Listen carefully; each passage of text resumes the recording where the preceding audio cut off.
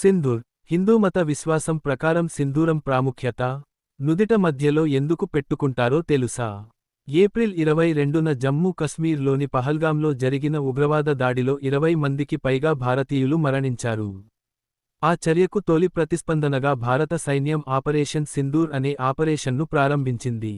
ఈ సందర్భంలో ప్రఖ్యాత జ్యోతిష్యుడు సింధూరానికి, కుంకుమకు గల తేడా గురించి చెప్పారు. ఈ నేపథ్యంలో ఈ రోజు సింధూరం అంటే ఏమిటే తెలుసుకుందాం. పహల్గాంకు విహారయాత్రకు వచ్చిన జంటల్లోని పురుషులను మతం అడిగి మరీ ఉగ్రవాదులు హత్య చేశారు. ముస్లిం ఉగ్రవాదులు మహిళల సింధూరాన్ని తుడిచిపెట్టారు. హైందవ స్త్రీకి తాళి, మెట్టెలు, సింధూరం కేవలం వివాహానికి చిహ్నాలు మాత్రమే కాదు. అంతకంటే ఎక్కువ. భారత ప్రభుత్వం పాక్ పెంచి పోషిస్తున్న ఉగ్ర స్థావరాలపై గత రాత్రి దాడి చేసింది. ఈ ఉగ్రవాదుల స్థావరాలపై దాడి చేసి ఉగ్రవాదులను నిర్మూలించడానికి సైన్యం చేపట్టిన ఈ ఆపరేషన్కు ఆపరేషన్ సింధూర్ అని పేరు పెట్టింది.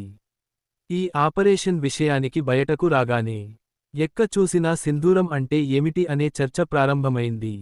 ఇది భారతదేశంలోనే కాదు, ప్రపంచవ్యాప్తంగా జరుగుతున్న చర్చ. సింధూరాన్ని కనుబొమ్మల మధ్య జుట్టుపాపిడి ప్రారంభంలో పెట్టుకుంటారు. సింధూరం ఎరుపు రంగులో ఉంటుంది. నవగ్రహాలలో ఎరుపు రంగును 2 గ్రహాలు సూచిస్తాయి. అంగారక గ్రహం, సూర్యుడు ఎరుపు రంగుని సూచిస్తాయి. మరీ ముఖ్యంగా కుజుడు శరీర రక్తాన్ని సూచిస్తుంది. శుభానికి సంకేతం, ధైర్యానికి చిహ్నం.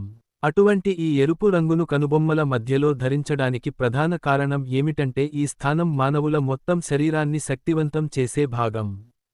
అందువల్ల నుదిటి మధ్యలో కుంకుమ ధరిస్తూ వేలితో సున్నితంగా నొక్కినా శక్తి ప్రవహిస్తున్నట్లు అనిపిస్తుంది. ఈ కనుబొమ్మల రెండింటి మధ్య ఉన్న ప్రాంతాన్ని దుర్గాదేవి నివాసంగా కూడా చెబుతారు. అయితే కుంకుమ, సింధూరం రెండూ భిన్నమైనవని. సింధూరం తయారు చేసే విధానం భిన్నంగా ఉంటుంది. ఇది చాలా ఖరీదైనది. మన ఇళ్లలో ఉపయోగించే కుంకుమలో కూడా పసుపు ఉంటుంది.